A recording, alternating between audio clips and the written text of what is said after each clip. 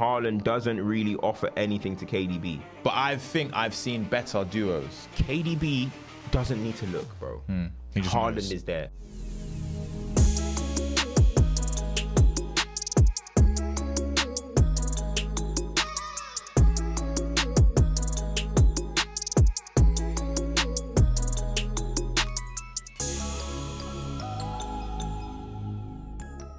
Yes, people, and welcome back to Inside Scoop. It's myself, Culture Cam, and of course, I'm joined with my co-host, HP like the sauce, Harry Pinero. What you saying? Me going gym? HP like the guns. That's what they call me now. Yeah, Jogba, because you got a little shout from Jogba now. Now he's wham, bro. Now he's quick sessions and shit. Oh my God. But listen, today's episode, obviously, we have just witnessed KDB and Haaland link up yet again, but this time they're just doing silly things. KDB got the first 4 assists for Haaland's first 4 goals. Of course, we know Haaland went and scored 5. So it just made me think, right? We have to talk about duos. We have to talk about duos. I feel like we get here at some point every season. I remember there was a Kane and Son time and stuff, and I think they broke a record. But we have to talk about duos. Simply put, are KDB and Haaland the best duo you have seen in the Premier League? It's too soon to say. Just because this is Haaland's second season at Man City. He has 80 goals for City. No, I know. I know this, but it's even mad that you're saying that. Like, so my views on Haaland is, I think he's a deadly finisher. And I think KDB is one of the greatest creators that we've ever seen in the game of football, right?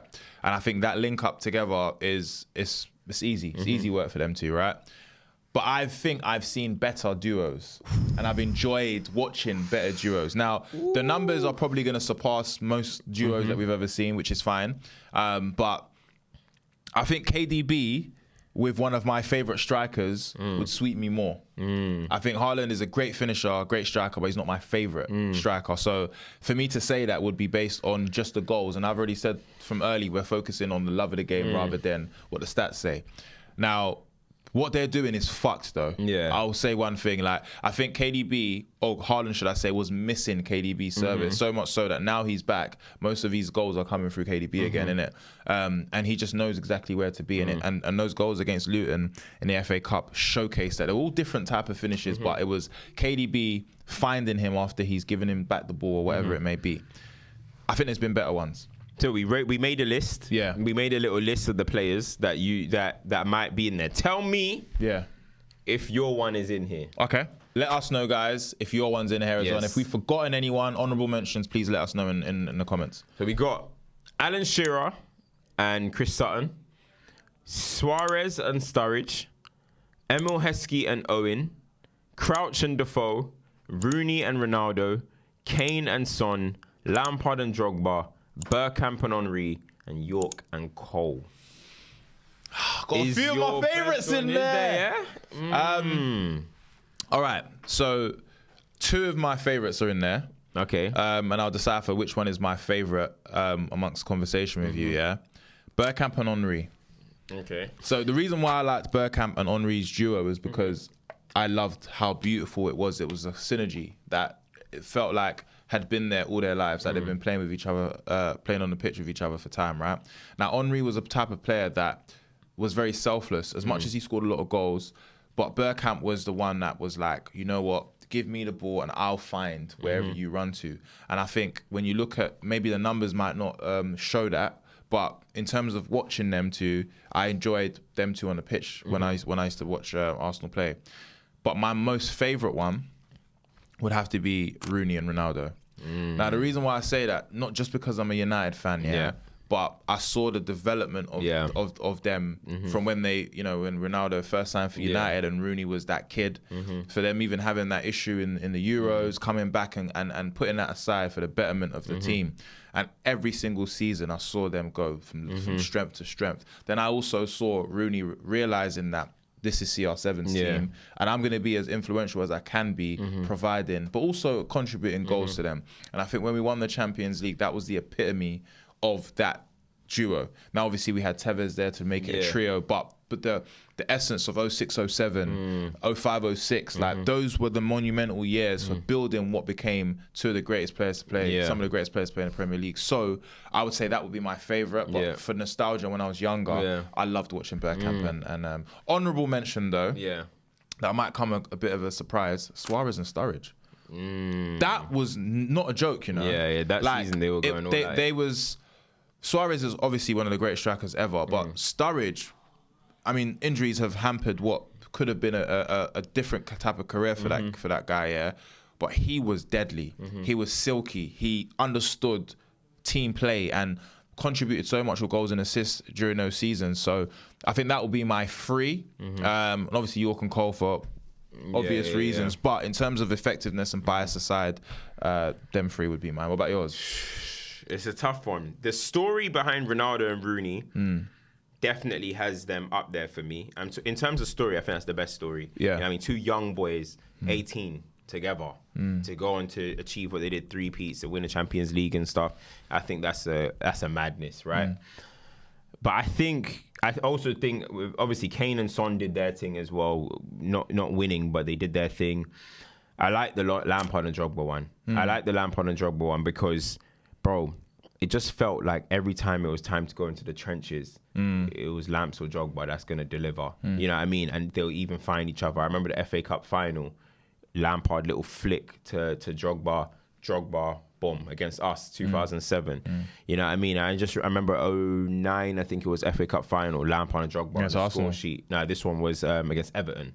Lampard and Drogba on the score sheet. Like, they often just combined in key moments. And the thing is, what I liked about them is that Drogba understood, okay, sometimes I'm going to have to battle so Lampard can run beyond me. Or Lampard understood, I'm going to just need to put it in a certain area and Drogba's going to be there. Do you know what I mean? That's what I like about them. But I've got to say, and maybe recency bias, but I do think KDB and Haaland are the best duo. It's honestly automatic, bro. I don't think anyone on this list is as automatic as them two, bro. KDB doesn't need to look, bro. Haaland is there. Yeah. Haaland doesn't need to. Haaland just needs to know, get there. And it's coming to me. Do you know what I mean? And that's the difference between all of the other ones. I think Rooney and Ronaldo, devastating on the counter. Heskey and Owen battling and Drogba battling, all this type of stuff. But honestly, it's telepathic, bro. It's telepathic. Haaland knows exactly where KDB wants to put the ball. KDB knows exactly where Haaland's going to run. And it's the opportunities that they can create with this link up. Not only is it the through ball that we know Haaland's one of the best transition strikers we've seen, it's that cross from the side as well, bro. When KDB gets into that right half space channel, bro, it's nearly night every single time. Do you know what I mean? And a lot of times this season even, Haaland's missing a lot of chances. I know KDB's been injured, but Haaland can have even more goals, bro. This link up is the most automatic for me. You know what I'm trying to say? And that's how I see it. What I would say, the only reason why I would understand personally, like why it might not be top as well for people, is because I do think Haaland doesn't really offer anything to KDB in terms of KDB doesn't score off Haaland.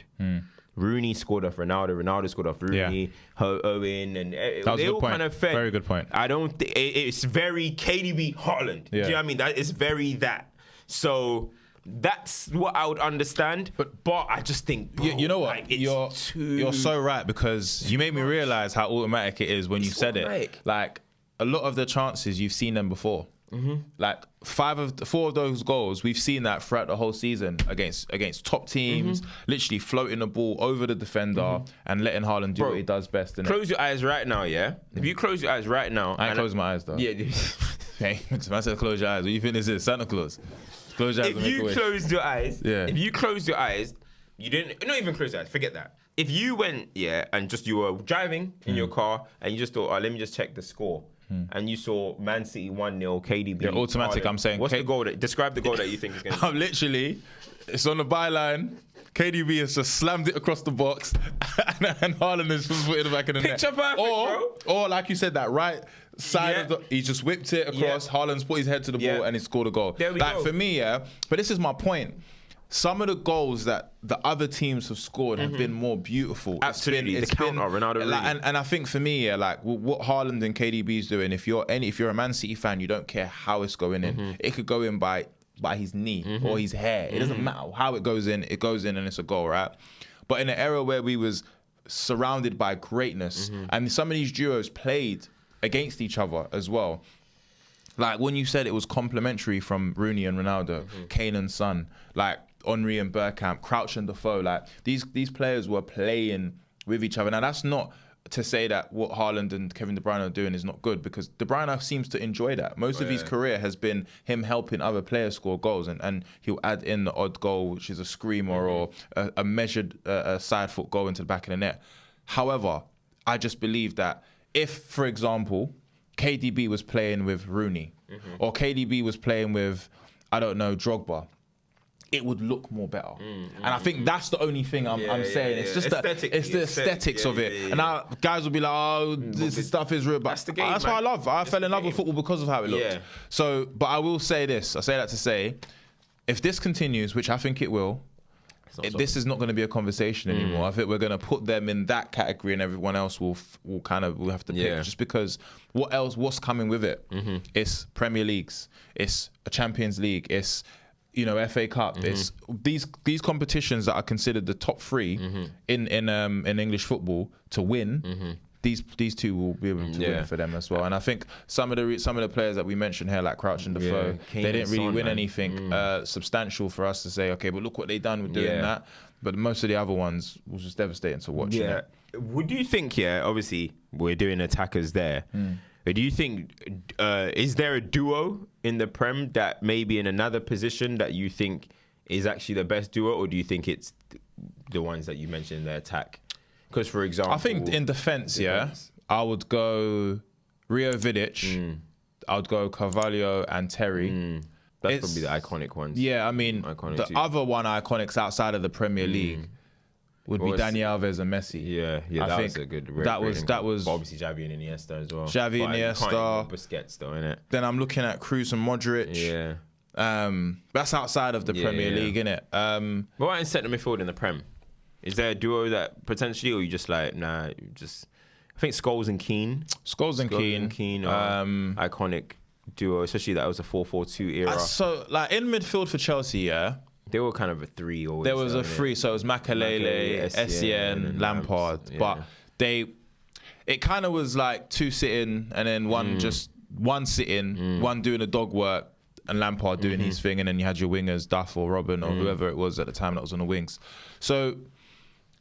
It's really got to be Scholes and Keane, isn't it? I think Scholes and Keane. There's Vieira, Petit. Vieira and Petit was iconic. Iconic, because they won the World Cup. Petit obviously went Barcelona and then Chelsea and came back, and it wasn't the same Petit that we remembered from when he was at Arsenal. But it's very difficult because in midfield, especially in the Premier League, it feels like a lot of the centre midfield partnerships change every season.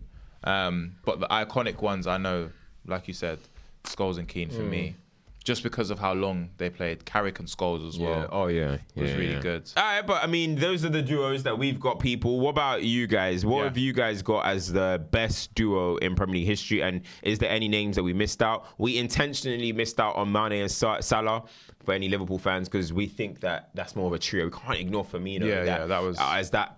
A part of that, so we didn't include that one. But if there's any that you guys think that we missed out, let us know. But also let us know your best one. It's myself, Culture Cams, of course, with HP. Make sure you like, share, and subscribe. And we'll be back next week. You're done now.